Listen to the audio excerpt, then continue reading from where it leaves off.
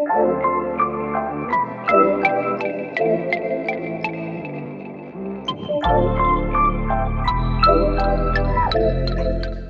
up guys, it's Subsy here, and this is the Google Nexus 7 from 2013. Now, it's quite old and you may be thinking, why am I looking at this now? But this tablet will always be special for me just because it has one thing that no other tablet that I've used has, and that made me use this for the longest period that I've used any tablet so far to date. And that thing is true portability. Now, what do I mean by that? Because every tablet is portable, right? You can just chuck it in a backpack or do anything with it and it's portable. You just take it with you wherever you go. But this took that to another level. This could fit into every back pocket of everything that I owned, including skinny jeans, shorts, or anything that had a back pocket. This would just slide in and it was perfect. That meant when I needed a tablet with me, I didn't have to take my backpack or everything with me wherever I went. I just took this in my back pocket and it was perfect. I could look at my PDFs on the go, I could read books, I could watch movies, TV shows, do everything that I wanted to do from a tablet on the go. Now you may be thinking that it's only a 7-inch screen and that's not that big by today's phone standards, but one thing to keep in mind is 7 inches on 16:9 is completely different to 7 inches on 21:9. This is still a bigger display than most phones have, bigger than the Samsung Galaxy S20 Ultra even. And that's sort of where today's folding phones come into play, so they try to give you a bigger screen in a smaller form factor that you can fit into your pocket just like this did, except this was a lot cheaper. A lot of people can't spend £2,000 or dollars on a folding phone. This was like a couple of hundred and you can probably pick it up now for like 50. But is it usable today? So officially it runs Android 6 and that's the latest that Google gave to it, and this, I mean, that's fine because this was quite an old tablet by that point as well, and even then it never had like the best specs. It was mainly focused on being affordable, being good for what it does, and having a great display for the time. But what if you put a custom ROM on it? What if you put Android 10 on this today? Will it work? What would actually go right? What would go wrong? Now, it doesn't have the best specs for today's anything by far. Even in 2013 it never had the best specs, but it does have a full HD display, which is still really good, and it has enough power to do pretty much everything that I did back in that day, and Android has got more efficient. So how does everything run on this with Android 10 from a custom ROM? Let's find out. Okay, so let's start off with the design of the tablet. As you can see, it's pretty slim.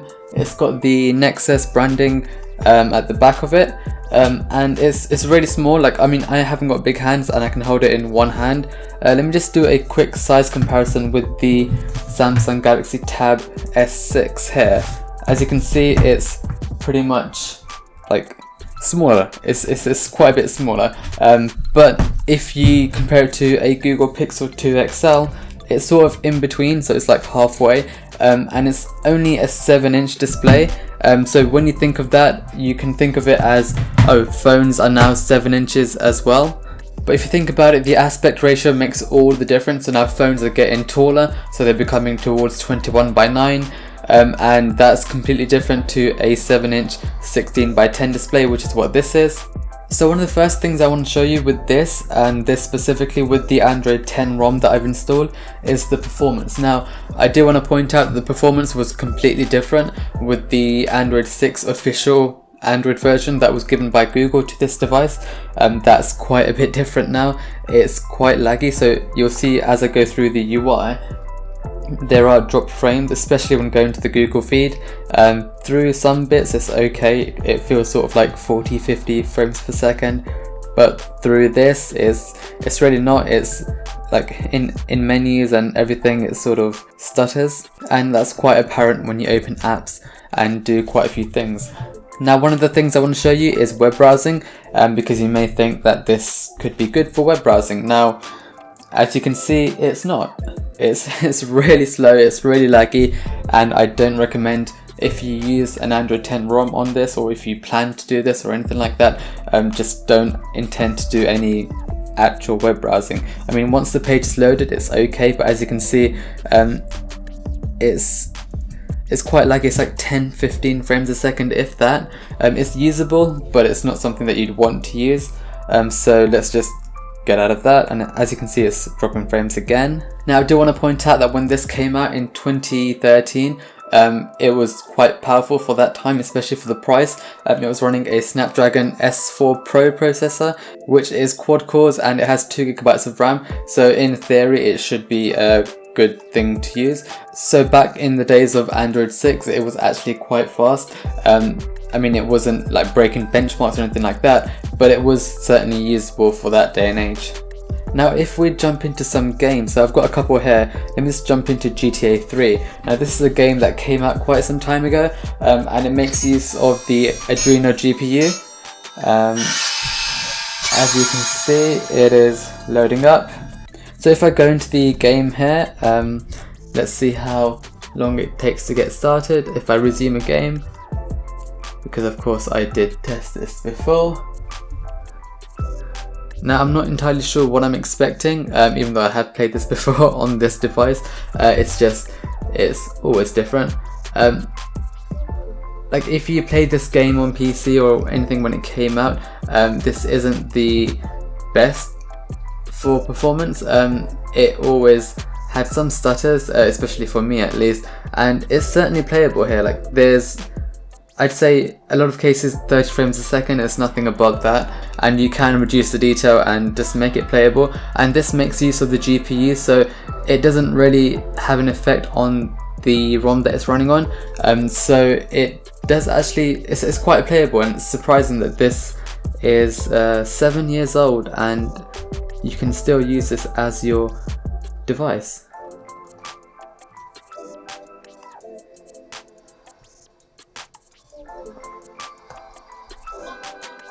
Let's take a car.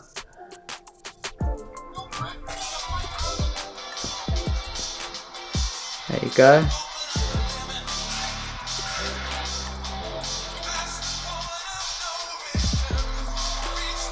And I'm just as bad on this as I was on the PC. So yeah, it's completely playable. And if we jump into something which is a bit less intensive, but again still uses the GPU, we can see that this may be a different experience. So I need to remember how to play this game because I think I've only played it a couple of times. But as you can see, even going through the menus is completely different. There's no stuttering or anything like that, as there is with the launcher. So this is a completely different experience. Anything that uses the GPU seems to be quite good actually. So here we go. And I should have been paying attention.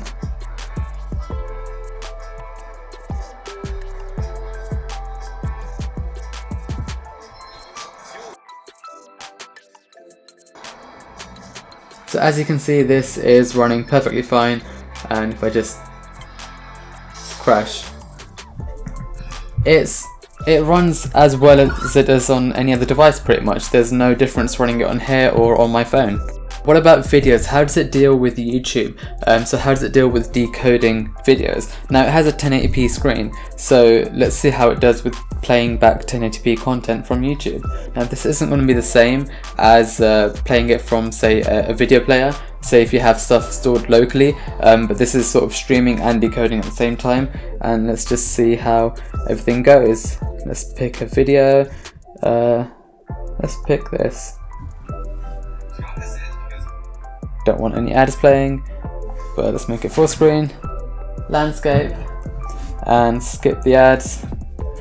And as you can see, it's playing back in 1080p, and there is no issue with that whatsoever. You can scrub through it, jump to that bit, and give it a second to load, and it does that perfectly fine. And again, it's because it's decoding it on the GPU, and that's got no issues with it whatsoever. Now for me, the main use case of this when I was using it primarily was two things. One, videos on the go, and second, it was to look at documents, look at PDFs and PowerPoint slides and everything like that. So let's jump into Google Drive and see how it handles that after flashing with Android 10. And I'll give it a second to load, connect to the internet, and just find a document that I can open. Let's see, what should I open? Let's open this. Give it a second to load, and there you go. It's perfectly fine, there's no issues with it. And the great thing about this compared to a phone is that not only can this view a page entirely, but you can read everything on it at this zoom level. I can read everything on this page and just sort of hold it in my hand, and it's sort of a perfect size just for viewing a document and looking at PowerPoints, and this is my main attractive thing to this. So if I opened up something else, let's see, if I opened up a PDF, like a scan of something, and it may take a few seconds to load, but again, it's there, and everything just works, and there's pretty much next to no lag with this, and you can view videos that you've got saved locally, whatever. It's just going to show, and it's going to work, and it's great for documents on the go. Now, what about everything apart from the performance? So let's start with the display. Now, the display is actually a 1080p 16:10 display, so it's 1920 by 1200 instead of 1920 by 1080, which means that it's got more real estate in that direction, and that just means that when it comes to viewing content, say like a video 16:9 video, you may get letterboxing on the sides there, but that's fine because when it comes to viewing documents or doing anything else like browsing the web on a different version of Android, it actually gives you more place on the screen, and it just means you get thinner bezels on the side. Now, as you can see, this isn't really a thin bezeled device, which is, I mean, for 2013 it was okay, and I mean, consider it as think of it like a gaming tablet in that sense, where you could sort of hold it like you do with the Switch, even though it's not a gaming tablet by any means. Now, the colours are surprisingly good, especially for that time period of 2013 and the price it was priced at. You can still compare it to some of the newer IPS displays out there in the mid-range spec. It's still fairly accurate, and it does get fairly bright, so if I put the brightness up to say 100%, you can see that it's really bright. You can see outdoors, and if I compare it to the Samsung Galaxy Tab at full brightness, you can sort of see that they are pretty comparable with the brightnesses, at least. So that's another area that it holds up really well in. Now, I do have to say that it seems that the touch responsiveness itself is a bit off, I'd say. Now, I didn't realize this back in 2013, but coming from the Pixel and the iPad and the tablets that I use today, it seems like I have to press a tiny bit harder to get it to move, and there's just a bit more resistance. I'm not sure if that's to do with performance or just the actual display itself, but it is something that's noticeable when you come back from today's stuff. Okay, so what about all of the other stuff with this? Now, it has stereo speakers, so it has speakers at the top and at the bottom, and they're actually surprisingly good. So when you have them face down, because they're at an angle, they sort of fire into the surface at like a 45-degree angle, and they can get pretty loud. They do lack a lot of bass though, so they're not like on the level of the Samsung Galaxy tablet or the iPad or anything like that, but they are loud enough to watch videos comfortably, and they're pretty much on par, if not a tiny bit better than some smartphones, and that includes some flagship smartphones. I mean, having stereo speakers in today's day and age is still a luxury for some, and back in 2013 that was a really good feature of this tablet. Now, the battery life of this, at the moment, it lasts about half a day, and that isn't really great, but I mean, when I was using this as a new tablet back in 2013, it was lasting about 1 to 2 days of moderate usage, but today with the Android 10 ROM and the battery being degraded for over 7 years, it's taken its toll on it. So if this was a new tablet in 2020, what would be different? If this was released now, what would we change? Now, I'm pretty sure one big thing to be changed would be the display. Now, in this sort of form factor, you can fit a 9-inch display, so if you just take an inch over there, I know that's not exactly how it works, but like an 8 to 9-inch display would be a lot better in this form factor. You just get a lot more real estate to do anything with.